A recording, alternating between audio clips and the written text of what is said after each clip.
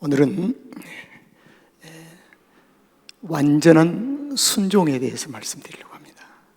완전한 순종. 하나님은 기획하시고 연출하시고 감독자로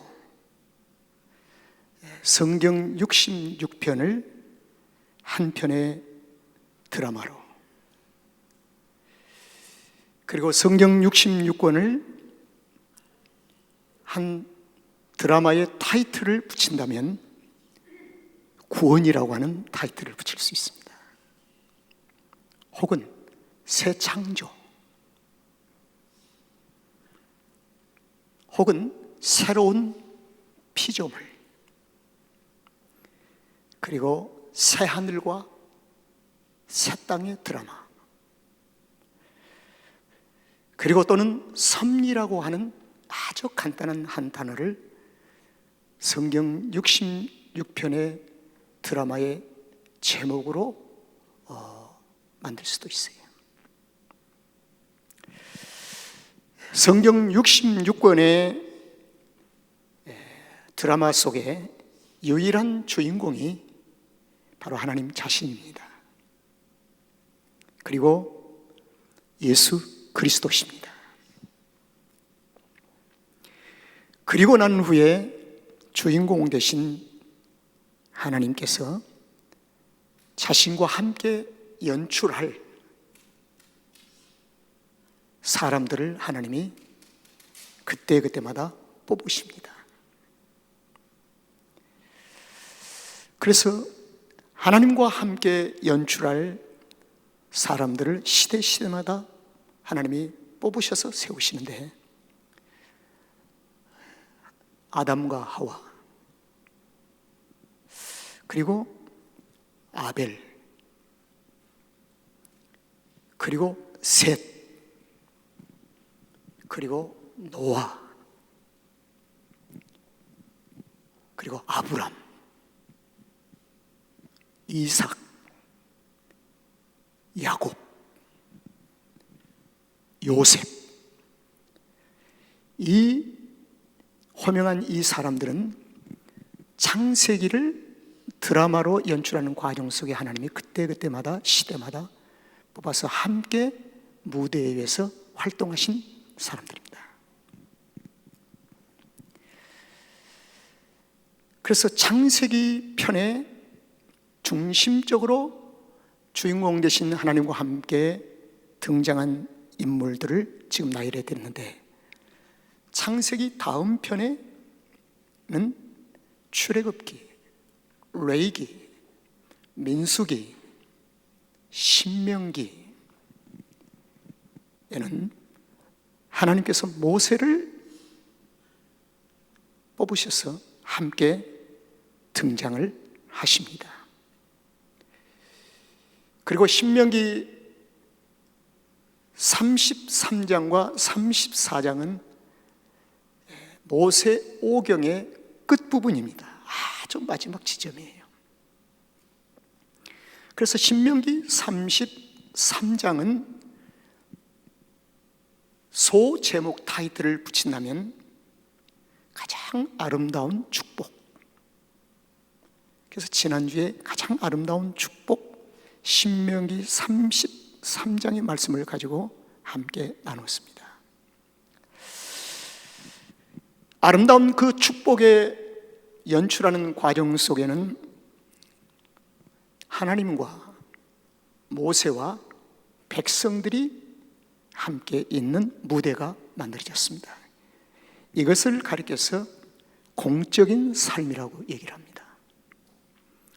그래서 신명기 33장까지는 하나님과 모세와 백성들이 함께 무대 위에 올려진 공적인 그 드라마가 마지막 드라마로 정리된 것이 신명기 33장입니다. 그리고 신명기 34장에 들어가면은 공적인 드라마가 아니라 하나님과 모세와 단 둘이 단둘이. 그래서 120년의 한 사람의 인생을 총 정리하면서 마지막 드라마를 하나님께서 하시기 때문에, 그래서 저는 그 마지막 드라마의 타이틀을 완전한 순종 모세라고 붙였습니다. 하나님은 공적인 사역을 33장에서 모세를 통해서 백성들에게 축복하는 사역을 하시고, 33장에는 모압 평지에 있는 느보산으로 하나님이 모세를 부르셔서 그곳에서 단둘이 모세의 모든 삶을 총정리해 주시는 귀한 시간이었습니다.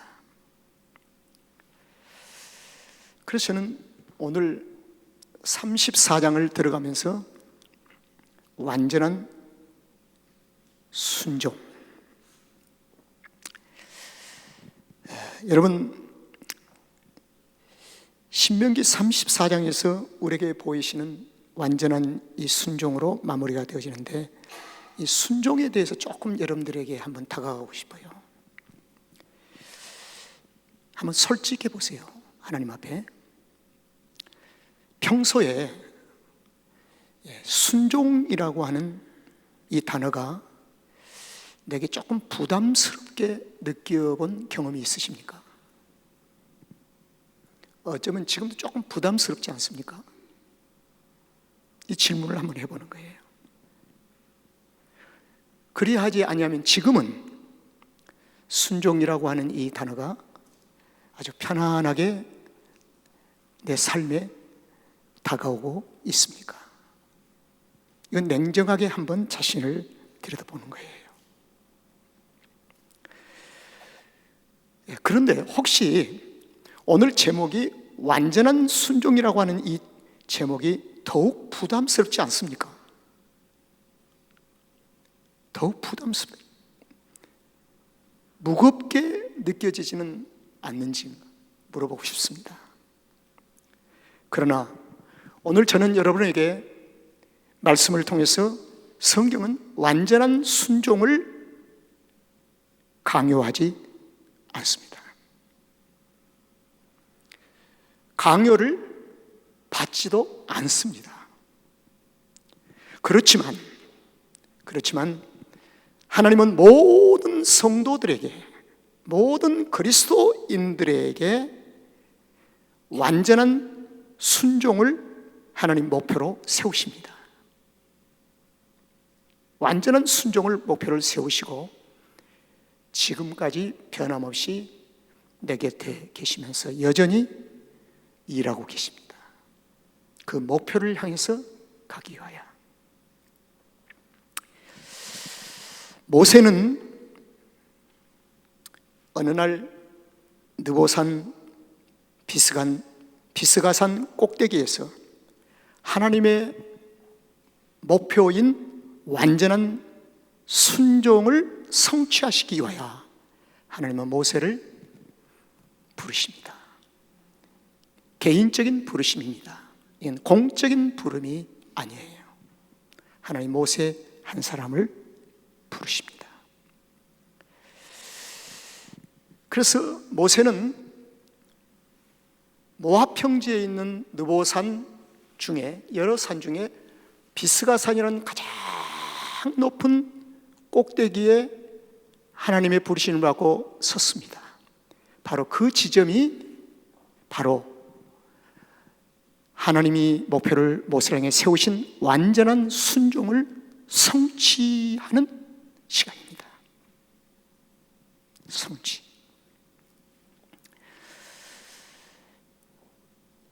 여러분, 순종은 원래 죄인들에게는 순종이라는 씨앗이 아예 없습니다. 씨앗이 없는 밭에서 열매를 기대할 수가 없잖아요. 하나님은 죄인된 우리에게 씨앗을 하나 던져주시고, 생명의 씨앗을 던져주시고, 우리 안에 구원을 시작해 하십니다. 그리고 그때부터 구원받은 자는 구원과 함께 순종이 시작이 됩니다. 구원받지 아니한 죄인들에게는 씨앗 자체가 없어요. 그래서 모든 그리스도인들에게는 구원이 있는 것이 조건이 그리스도인이죠. 구원이 있는 자에게는 순종의 씨앗이 있고, 구원이 세워져 가는 모든 여정 속에 순종이 차곡차곡 쌓여간다는 것입니다. 이걸 가리켜서 성숙해 간다, 그리고 장성해 간다라고 표현할 수가 있습니다. 그래서 구원의 시작과 동시에 순종은 조금씩 제가 조금씩 구슬을 줄에 꿰듯이, 구슬을 하나하나 꿰듯이 그 순종의 삶의 생활에 쌓여가게 되는 것입니다. 이것을 가리켜서 내 인격이 아니라 그리스도의 인격이 쌓여간다는 것입니다. 그리스도의 인격이 쌓여간다. 성령님의 가장 큰 기쁨은 성도들 가운데에 작은 순종이 멈추지 않고 조금씩 구슬을 꿰는 것처럼 꿰어질 때 성령님이 기뻐하십니다. 성령님이 기뻐하세요. 순종이 차곡차곡 쌓여지다 보면 어느 날 가득 차진 상태로 완전한 순종이라고 얘기를 합니다. 그런데 우리 주변에 평범한 그리스도인이 아닌, 저는 이 평범한 그리스도인이라는 이 표현을 어떻게 얘기하냐면, 평소에 순종이 구슬을 꿰듯 차곡차곡 쌓여가는 삶을 평범한 그리스도인이라고 저는 표현을 합니다. 그런데 종종 우리들 주변에 평범한 그리스도인이 아닌 순종이 좀처럼 쌓여지지 아니한 너무 느린 사람들을 경험을 해요. 정말 느려요. 느리고 10년 전이나 지금이나 똑같아요. 느리다는 게 아주 느려요. 느낄 수 없을 만큼 느려지는 거예요. 그럼에도 불구하고 하나님은 느린 그 사람에게, 순종에 너무 느린 사람도 기다려주시고, 하나님은 변함없이 소망을 그에게 거두지 아니하시고 쉼없이 그 가운데서 하나님께서 일을 하십니다. 여러분, 모든 성도들에게 모세처럼 하나님께서 정하신 계획되어진 그 끝지점에 이르게 되는 것이죠. 누구도 34장을 피할 길이 없어요. 모든 성도는 다 신명기 34장에 어느 꼭대기인가 서야 합니다. 피할 길이 없어요. 그런데 그 지점이 가까워지면 하나님은 아시지요. 하나님이 우리의 모든 라이프를 계획하시기 때문에, 우리의 모든 인생의 지점을 하나님은 아십니다. 계획하신 분이기 때문에, 기획 연출하신 분이기 때문에. 그래서 그 지점이 가까워지면, 이 말은 순종이 너무 종종 느린 사람은 이런 경우는 종종 있습니다. 하나님께서 야곱을 야복강 나루터로 끌고 가심이 주변에 발견돼요. 끌고 가신다. 야곱은 20년 동안 하란 땅에서 순종이 너무 느려요. 구슬을 못 깨는 거예요. 너무 느려요. 그래서 야곱은 하란 땅에서 영원히 사는 것이 아니고 약속의 땅을 가야 되잖아요.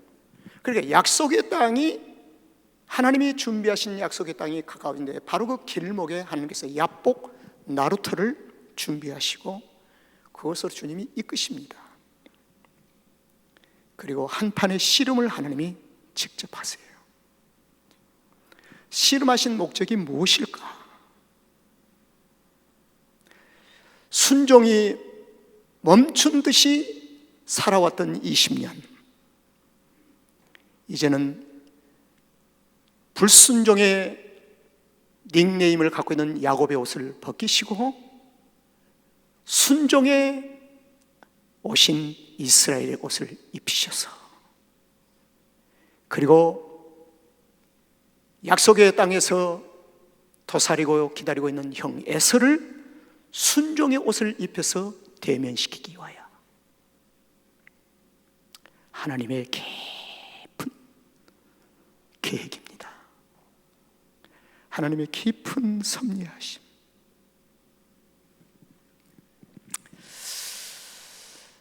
어떤 사람은 이런 얘기를 했어요.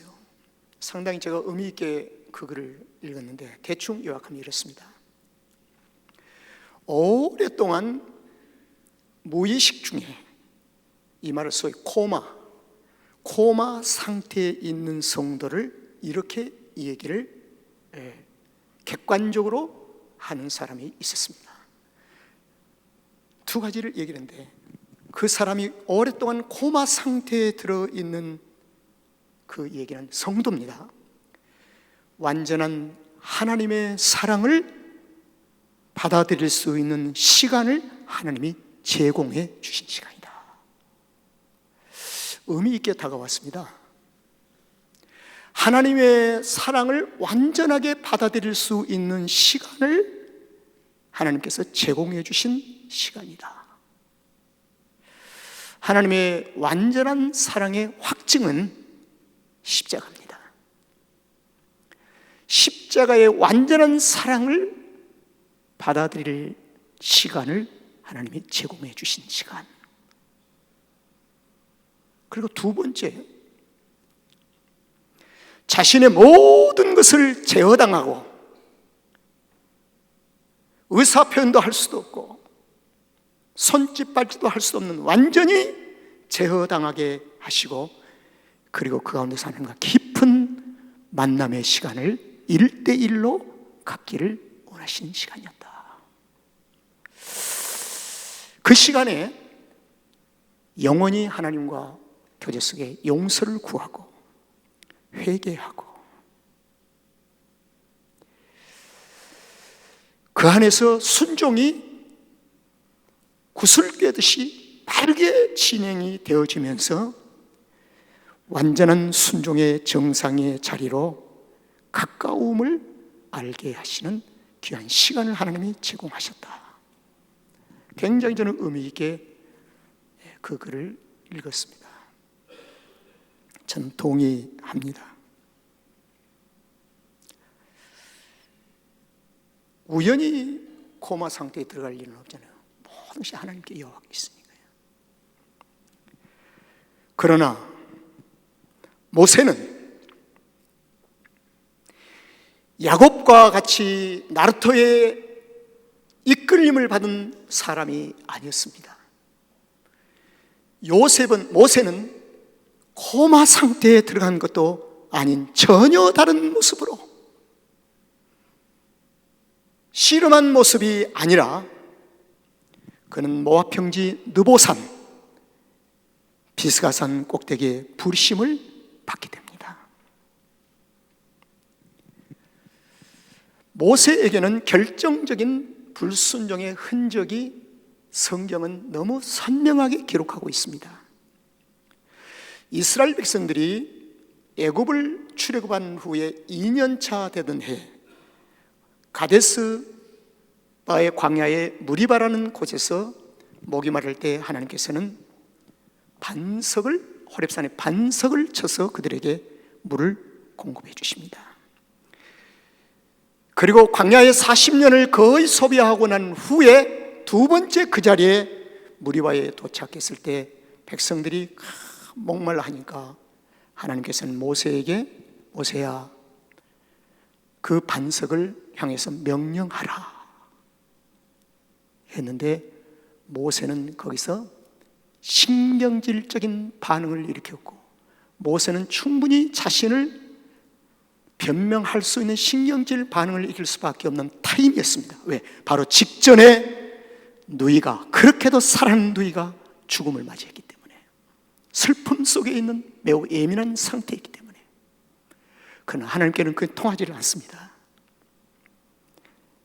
그래서 모세는 반석을 신경질적으로 두 번을 그냥 내리쳤어요. 그 순간에 하나님께서는 모세에게 모세야, 너는 나의 거룩함을 나타내야 할 삶이 사명이 있는데 나의 거룩함을 나타내지 못했구나. 불순종. 이 일로 인해서 하나님은 모세에게 너는 약속의 땅 그리로 건너가지 못하리라. 그로 모세는 하나님의 약속은 변개하신 분이 아니고 신실한 분이기 때문에 하나님의 약속은 어떠한 동정으로도 바꿀 수가 없는 것이기 때문에 모세는 그 말씀을 그대로 아멘으로 받아들입니다. 순종. 하나님의 뜻에 순종할 줄 아는 성도의 삶은 매우 성숙한 정상에 있는 성도입니다. 내게 고난과 시련이 힘들어도 하나님의 뜻으로 받아들이는 삶. 고난의 옷을 벗고자 하는 몸부림보다도 그 뜻이 무엇인가를 찾고 그 뜻이 무엇인가를 보는 순간에 받아들이고 그 뜻 안에서 하나님의 뜻을 이루어드리는 삶. 이게 중요하지요. 중요해요. 제가 지금 말씀드린 것은 저와 여러분의 신앙과는 거리가 먼 부분을 얘기하는 것 같기도 할 수도 있죠. 그러나 지금 말씀드린 것은 변함없는 하나님이 우리를 향하신 뜻이고 목표이기도 합니다. 그래서 부르심을 받고 비스가 산에 오르는 모세, 한번 머릿속에 그려보시길 바랍니다. 그려보세요. 모세의 비스간 느보산, 모압 평지에서 느보산으로 걸쳐서 비스간 가장 높은 꼭대기로 오르면서 모세는 표정은 어땠을까라고 한번 상상해 보시길 바랍니다. 저는 상당히 그 표정을 긴밀하게 묵상을 해보았습니다. 그리고 한번 성경에서 찾아보기 시작했어요. 그 표정을 구체적으로 나열하는 것이 없지만은 성경에서 예시하고 있는 것을 한번 찾아보았습니다. 근데 결론은 이렇습니다. 전혀 초조함이나 불안함의 흔적을 남기지 않습니다. 모세는 압니다. 비스가 산로 하나님이 나를 부르시는 목적을 압니다. 자신의 인생의 끝지점인 것을 알고 있습니다. 이 말은 하나님의 부르심인 죽음이라는 그곳을 향해서 걷고 있는 것입니다. 그러나 초조함이나 불안함이 전혀 흔적을 남기지 않습니다. 그런데 하나님의 거룩한 부르심 앞에서 창세기 22장은 모세의 삶을 대변해주고 있는 간접적인 요절이 있습니다. 창세기 22장에 보니까 하나님께서 아브라함을 부르시고 모리아 산에 독자인 아들 이삭을 제물로 요구하십니다. 그래서 아브라함이 하나님의 부르심을 받고 제단을 드릴 나무와 모든 것을 가지고 아들 이삭을 이끌고 사흘길을 모리아 산을 향해서 가면서 아브라함의 모습을 성경은 나름대로 기록하고 있습니다. 왜? 그 모습이 모세의 모습이기 때문에. 왜요? 모세는 아브라함의 믿음의 조상인 그 믿음을 계승받은 사람이기 때문에, 아브라함의 삶 속에 했던 믿음이 모세에게도 동일하게 그 믿음이 있기 때문에 저와 여러분에게도 동일한 그 믿음이 우리 안에 있는 줄로 믿습니다. 그 믿음이 있어요. 믿음이 있어요. 그래서 저는 전형적인 순종의 모습을 표현합니다. 전형적인. 자, 이제 1절을 한번 보겠습니다. 모세는 비스가산 꼭대기에 홀로 섰습니다. 제가 이 홀로를 강조하는 이유가 있습니다. 홀로. 그곳까지는 누구도 동행할 수가 없습니다. 하나님은 동행을 요구하지 않습니다. 홀로 비스가산 꼭대기에 모세가 섰습니다.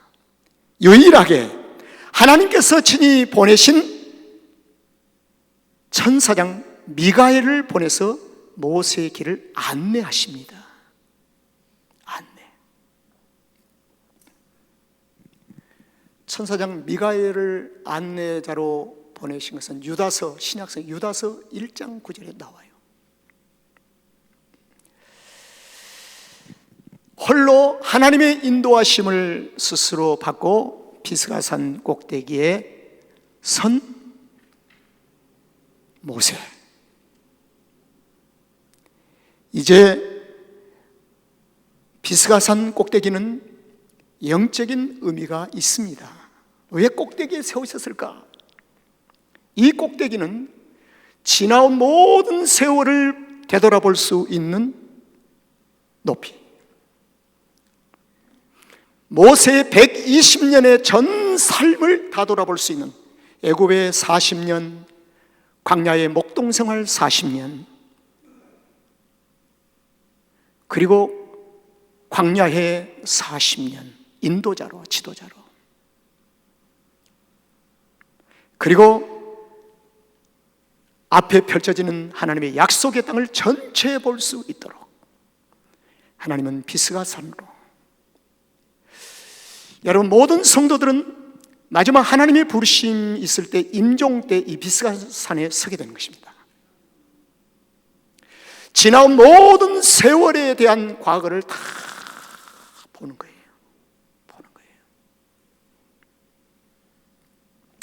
그리고 우리가 들어갈 영원한 하나님의 거룩한 나라를 땅 끝까지, 그 끝까지 보게 되는 것입니다.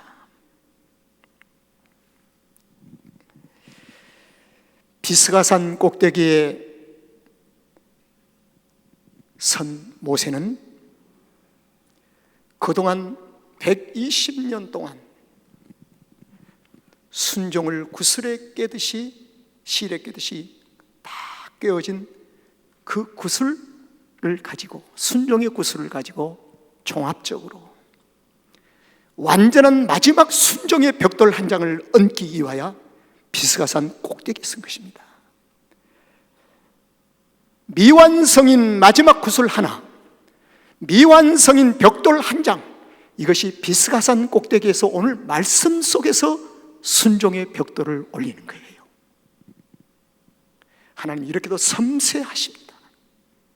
하나님 이렇게 정확하신 분이에요.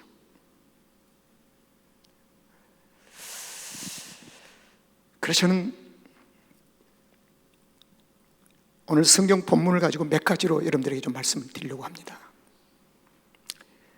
34장 2절 4절을 이제 봅니다. 이 두 요절을 보면 보이셨다. 근데 보이셨다, 모세가 보았다, 모세가 스스로 보았다고 성경 기자는 여기서 표현하지만 하나님께서 보이셨다.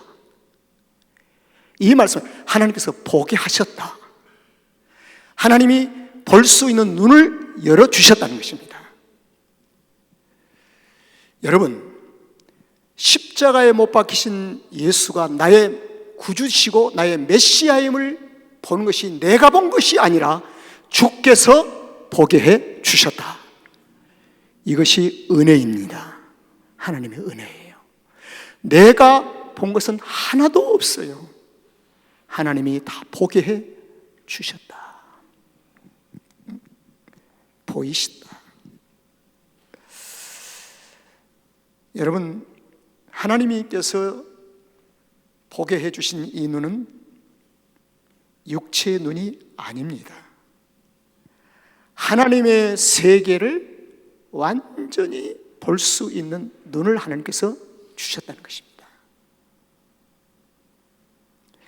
이걸 우리가 종종 영계가 열렸다 등등 이런 표현을 쓰는데, 그런 고상한 표현보다도 보이셨다는 표현이 더 좋잖아요. 하나님이 우리에게 보여주셨다. 보여주셨다. 그래서 성도는 안목의 정욕의 눈을 가지면 지금 현재 눈앞의 것만 보고 쾌락을 즐기다 살다가 큰 낭패를 당하는 거예요. 그래서 모든 성도들은 안목의 정욕의 눈을 거두고 영적인 눈을 열어야 그 다음부터 영적인 세계가 보여지게 되고 능력이 나타나고 역사가 일어납니다. 거기에 기적이 있어요. 기적이. 표적이 따라요. 그래서 어쩌면 모세는 이 보였다는 이 눈을 열으신 그 눈은 변화산상의 신약에서 나타난 예수님과 모세와 엘리야가 베드로와 요한과 야고보에게 보여진 그 현장을 모세는 보았다는 것입니다. 그러니 미련이 없어요. 미련. 약속의 땅, 눈에 보이는 약속의 땅 여리고가 첫 번째 보였잖아요. 느보산 건너편에 있는 여리고, 여리고는 축복의 땅 속에 있음에 틀림이 없지만 여리고를 들어가도 거기는 수고와 땀이 있어야 되고 싸움이 있어야 되고 눈물이 있어야 될 것이에요. 그러나 거기에 멈추지 아니하고 하나님의 보신 세계, 영원한 세계를 바라보니 거기는 눈물도 근심도 땀도 수고도 없는 영원한 하나님의 세계를 모세의 눈을 하나님께서 열어주신 것입니다. 주셨습니다. 그리고 두 번째로 가장 큰 순종이 있습니다. 5절. 5절을 보면은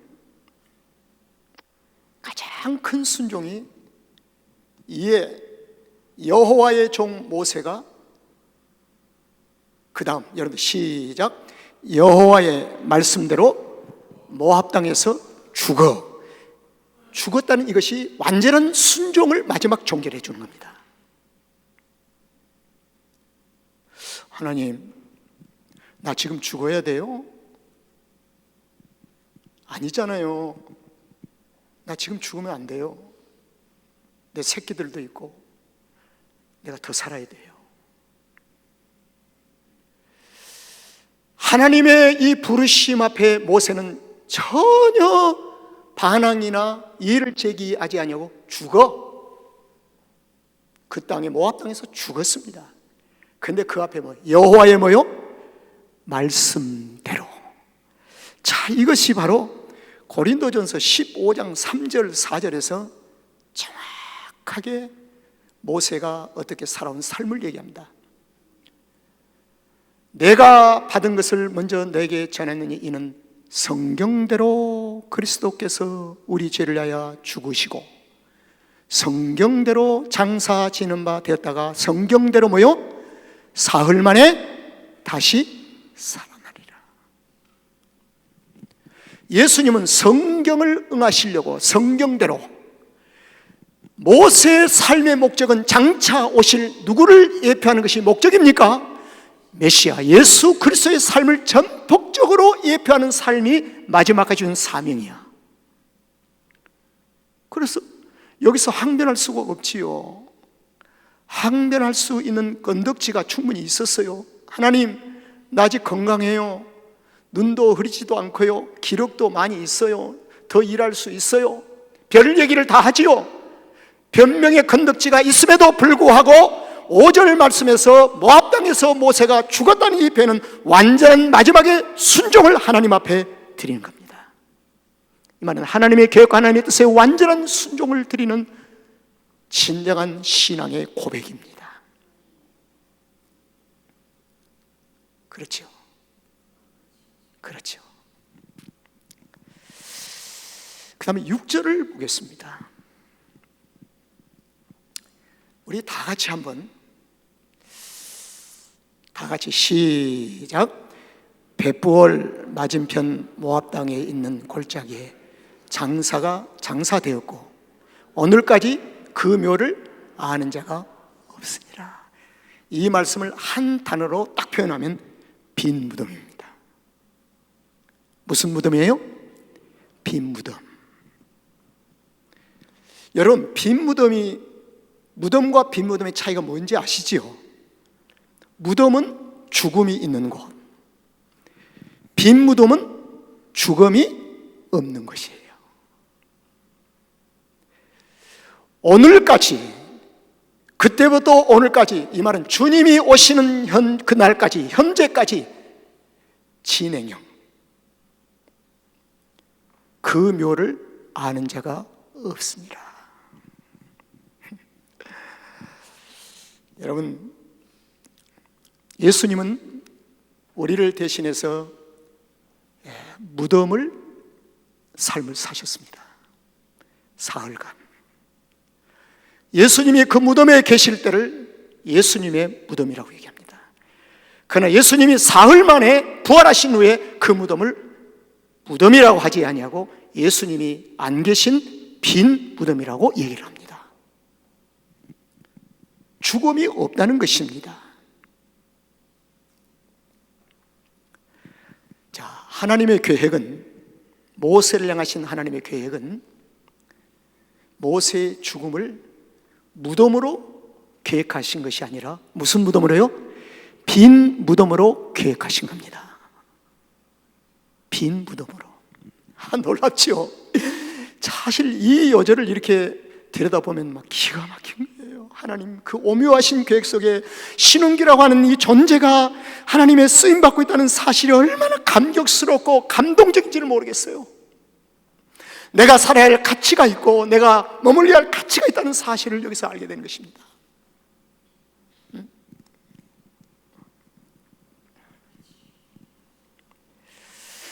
하나님은 계획 속의 빈 무덤을 모세에게 마지막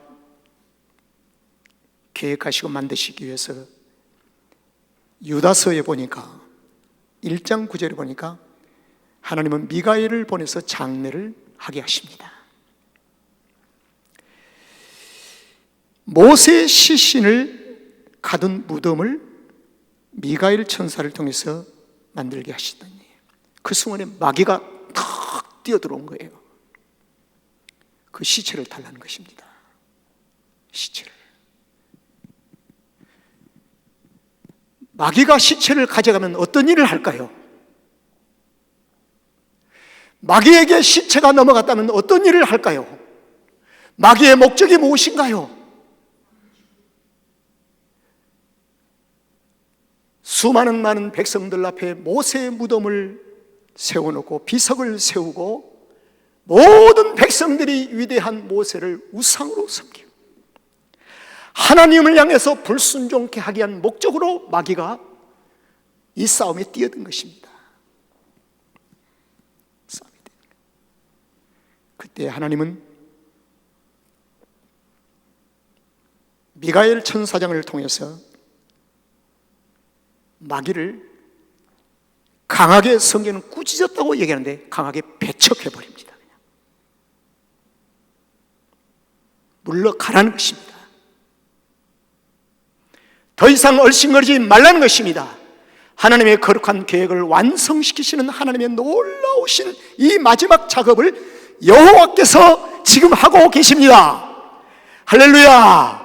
우리 살아계신 하나님 앞에 감사의 영광의 박수 합시다. 감사합니다. 할렐루야. 감사합니다.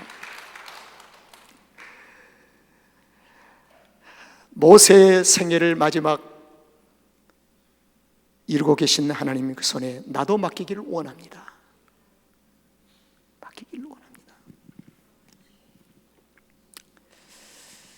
자, 7절을 보니까 모세의 성숙한 순종이 여기서 증거가 됩니다. 하나님, 내 나이 120세입니다.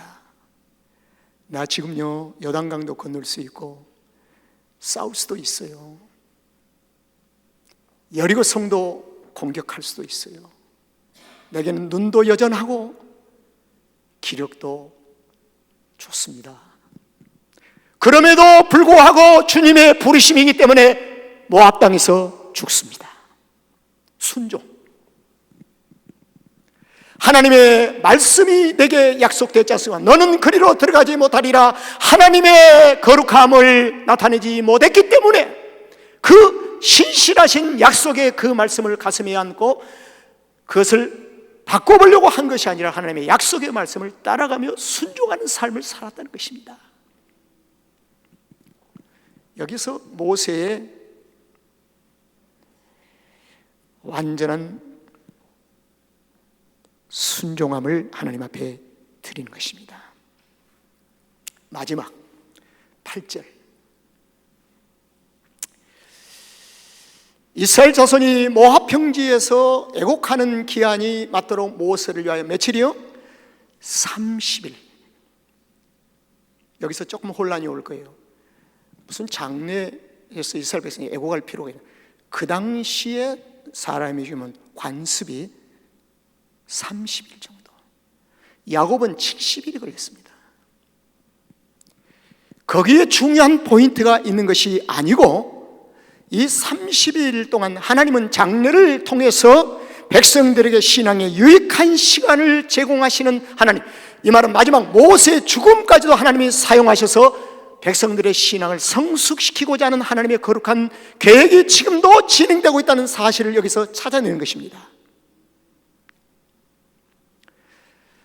30일 동안 이들이 애곡하면서 모세와 함께 지나온 40년을 되돌아보며 순종과 불순종 사이에 오고 가던 백성들, 원망했던 백성들, 불평했던 백성들 스스로 모세는 120세 동안 오실 메시아를 예표하는 삶에 충실했습니다. 아주 충실했어요. 그런데 제가 한 가지 궁금한 게 있어요. 이제 말씀 마치면서 궁금한 게 있었어요. 이것 때문에 제가 하루 묵상을 했습니다. 34장 5절을 다시 보세요. 모세가 여호와의 말씀대로 모압 땅에서 죽는 그 순간, 죽기 직전에 한마디라도 안 남겼을까? 이게 굉장히 궁금했어요. 모세는 장차 오실 누구예요? 메시아를 100% 예표하게 한 삶으로 충실했습니다. 충실했어요. 충실했어요.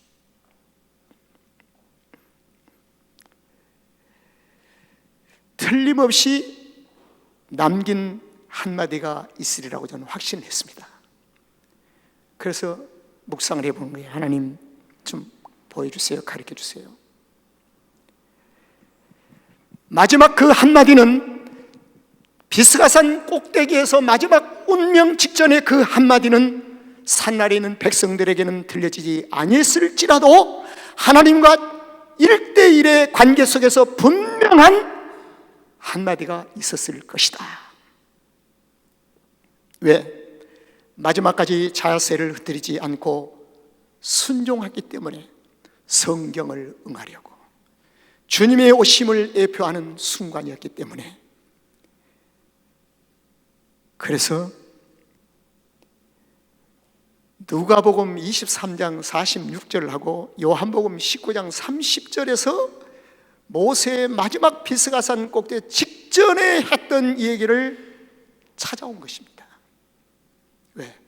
예수님이 십자가에서 마지막 산상에서 치른 운명 직전에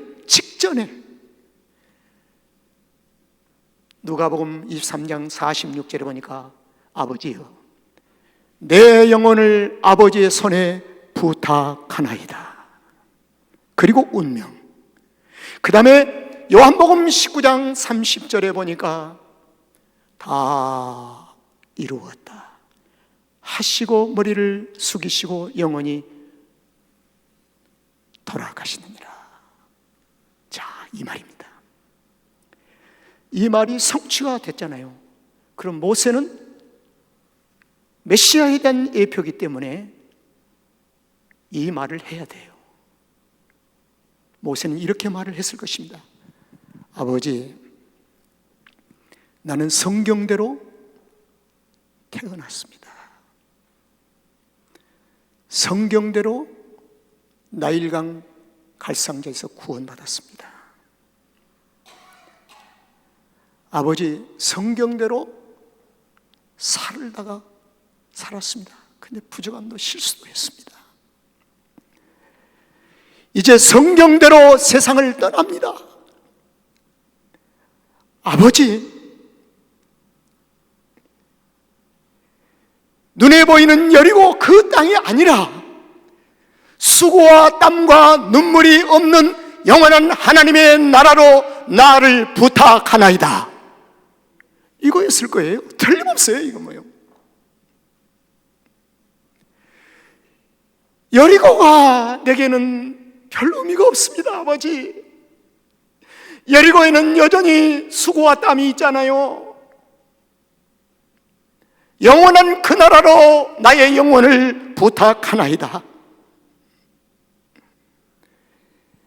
그렇게 된 모세는 신약에서 변화산상에서 교회 앞에, 사도들 앞에 증거가 되었습니다. 여러분, 오늘 결론 말씀드리겠습니다. 이제 순종은 성도에게 주신 특별한 은혜입니다. 아멘. 아멘. 순종을 구슬에 꿰듯이 순종을 꿰는 것입니다. 한순간에 완성하려고 하지 마세요. 꿰야 돼요. 그런데 좀 느리면 조금 빠르게 하세요. 너무 속도가 느리면 야복강가에 끌려갈 가능성이 있습니다. 그러니까 순종이 평범한 그리스도인의 삶의 생활에서 입혀져 갈 수 있도록 하세요. 그리하면 그 순종이 그때그때마다 가져오는 열매가 우리에게 주어집니다. 아브람처럼, 모세처럼 비스가산 꼭대기에 하나님의 부르심을 받았을 때 초조함이나 불안함이 없이 기쁜 마음으로 비스가산 꼭대기에 오를 수 있기를 바랍니다. 순종의 구슬을 차곡차곡 쌓으시기를 바랍니다.